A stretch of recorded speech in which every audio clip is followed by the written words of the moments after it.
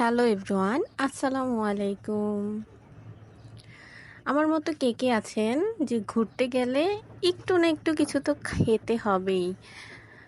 তো ওই দিন গেলাম বাগান বিলাসে। বাগান বিলাসে যেহেতু রেস্টুরেন্ট আছে, তো রেস্টুরেন্টে অনেক কিছুই বিক্রি করে তারা। আর আমি তো ফুচকা লাভার। আমার কাছে যখন অনেক অপশন থাকবে, সাথে যদি ফুচকার একটা অপশন থাকে, তাহলে ভাই আমি তো অন্য কিছু বাদ দিয়ে ফুচকাটাই অর্ডার করব। তো সেটাই আম্মুও বলল যে না, আমিও অনেক দিন পরে বের হয়েছি, আমিও ফুচকা খাবো। তা আমার ভাই বলতেছে তোমরা যদি ফুচকা খাও তাহলে আমিও ফুচকা খাই। তো যেই কাজ সেই কথা, অর্ডার করলাম।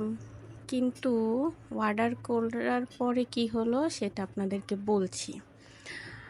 আগে বলি, এখানের পরিবেশটা কিন্তু সুন্দর।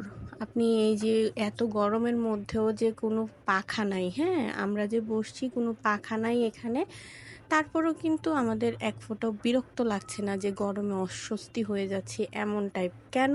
কারণ এখানে রোদের যে তীব্রতা সেটা কিন্তু এখানে আসে না, প্রচুর গাছগাছালি।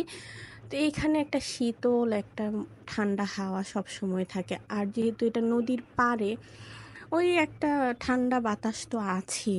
তো গরম থাকলেও ওই রকম একটা গরমের ফিল কিন্তু এখানে হয় না।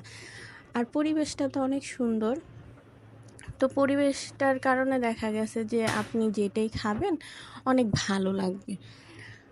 তো সেজন্য আমরা ফুচকা অর্ডার করলাম। আমি যেহেতু ফুচকা লাভার, আমি কম বেশি ঘুরে ঘুরে মোটামুটি আমাদের শহরের অনেক জায়গায় ফুচকা খাওয়া হয়ে গেছে। কিন্তু আমার কাছে কিন্তু সব জায়গার ফুচকা ভালো লাগে না। এক একজনের টেস্ট এক এক রকম। তো আমার ওদের ফুচকাটাও এত একটা ভালো লাগেনি। ফুচকাটা যেমন তেমন ছিল, আচ্ছা মচমচাই ছিল, কিন্তু ভিতরে স্টাফিংটাও এত ভালো লাগে নাই। আর টক, শুধু একটা টক প্রোভাইড করেছে, আর টকটাও কেমন জানি একটা টক, মানে ভালো লাগে নাই। তা আমি জিজ্ঞাসা করলাম আপনাদের কি মিষ্টি টকটা নাই বা অন্য কোনো টক কি সার্ভ করেন? বলছে যে না।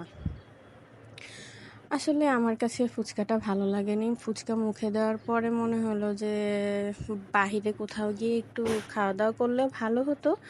এখানে তেমন একটা কিছু মানে যে ৬০ টাকা করে প্লেট, আমার কাছে মনে হচ্ছে বাহিরে যদি খেতাম তাহলে একটা তৃপ্তি পেতাম। কিন্তু ওই যে যেখানে যাই সেখানে কিছু না কিছু একটু খেতেই হবে, সেজন্য। ধন্যবাদ সবাইকে।